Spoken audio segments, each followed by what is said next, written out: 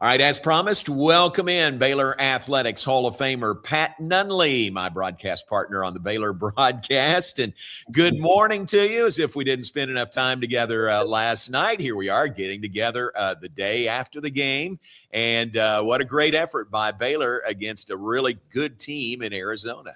Yeah, and I thought, looking back at that game, John, we had chances to win, but you're talking about this number 2 ranked team in the country who is surging. They're 25-2, and they're just at that level. They know how to win games. They know how to close out games. And I thought, with a minute and a half to play, they made the plays that they had to make to win a tough game on the road. And they get credit for that. Yep. And Baylor did so many good things, 12-5 assist to turnover ratio. Baylor led the game 23 plus minutes last night. It never really had it in control, but had the lead. And then there was that late surge. Really, the whole second half was really impressive by Arizona. Yeah, and that's why they're so good. I mean, they got a great chance, I think, to win a national championship. But what I loved about Baylor's effort was, typically the scenario has been play them tough, and there's a point midway through the second half in a game like that where a team like Arizona can just separate and go to double digits. Right. And they never did that, and Baylor did not let them do that. We said a couple of times during the broadcast, they had to answer because you knew Arizona was going to make runs. Every time they made a run, the Bears answered and got themselves in a position with 5 minutes to play. I think the game was tied. And so now we're at 5 to grind, and it was just a matter of who could make plays. And I thought, really, John, it was whether or not Baylor could get the stops they needed to get when it was winning time. And they just weren't able to do that. A couple of offensive rebounds for Arizona at key times in the game, late in the game, that resulted in extra points. There was a missed free throw that I think resulted in a kick-out 3 for Arizona. And that just created enough separation for the Wildcats to go on and win. It's just those little plays are big plays, but at the end of a game, when you got to make a play to win, Arizona just made more than Baylor did. Yeah, that's the same thing I mentioned earlier was that missed free throw. Karchinkov got the offensive rebound, kick out 3, and it was like deflating, wasn't it, at that point? Yeah, and give Arizona credit. I mean, they were long, they're strong. I mean, they're built like a national championship team, and we know what that looks like. And not only are they big and strong and long, they're skilled. And they're, again, just their mindset of, okay, now it's winning time. And we're going to do what we do that's got us to 25-2. And they did it. Yeah. And they didn't have Koa Pete last night either. One of the freshmen in this league, one of their top players, really. He was out. He missed his 3rd consecutive game. 10 ties, 14 lead changes in the game.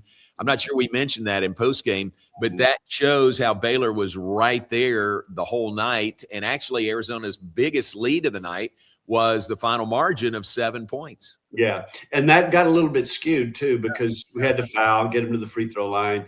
And again, Arizona gets credit for making free throws. They did. They made every free throw they had to make to create that final margin. But you're right. I think 7-point spread at the end of the game really doesn't tell the story. It was closer than that. Yeah, that's true.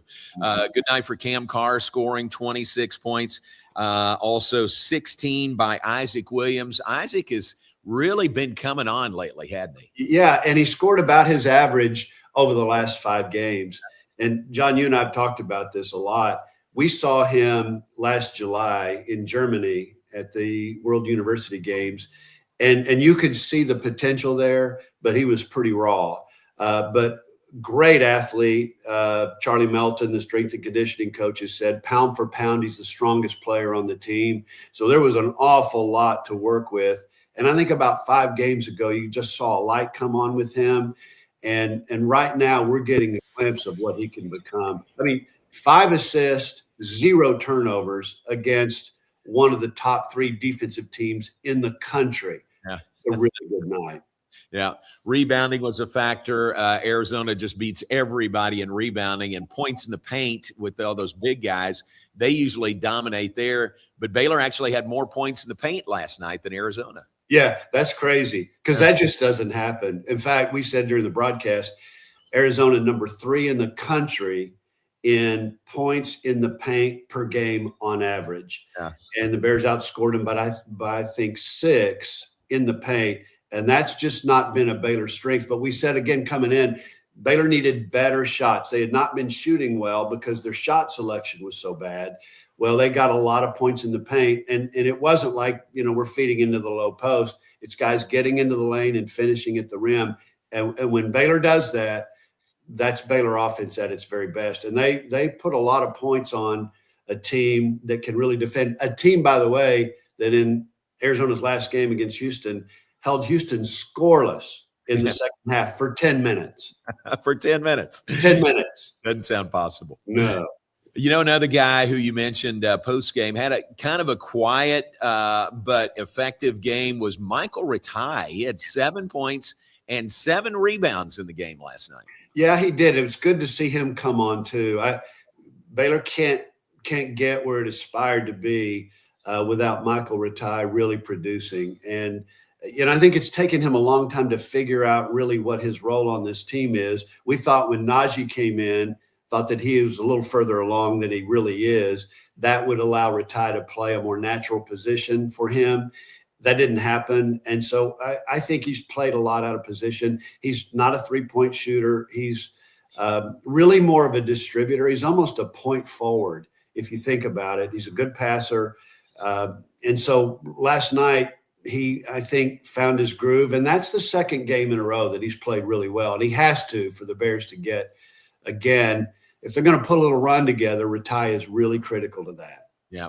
So 3 games left in the regular season at UCF, at Houston, home against Utah are the 3 games left. An effort like that last night, and Baylor's going to have a chance in all 3 games. Houston's going to be tough. And you saw what UCF did last night, right? They pounded BYU. Yeah. I didn't care who won that game. All I saw, though, was our next opponent was roughing up BYU in Provo. That's and right. I thought, and we've got to go down there.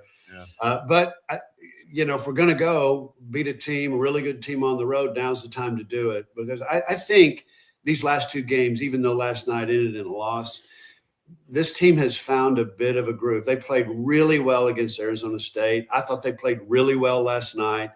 So got to go to UCF with both barrels loaded, and hopefully that's where this team is. Yeah, which is a real credit to these coaches and these players. I mean, they didn't throw in the towel. They're playing really their best basketball right now, and that's great to see. It is, and that's a credit to the coaching staff, because you get in a ditch, and the Big 12 can throw you in a ditch. I mean, you can play pretty well against a lot of teams and not have anything to show for it. Last night's a great example of that.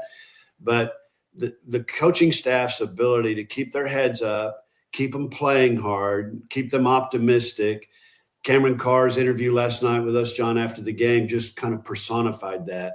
They are ready for the next game. And that's hard to do when you're now 4-11 in the league. And I think picked, 5th or 6th in the league when it started, which was probably not an educated prediction because new roster and all of that. Right. But just to get those guys playing as hard as they played last circumstances is not. All right. May have lost Pat there. Sorry about that.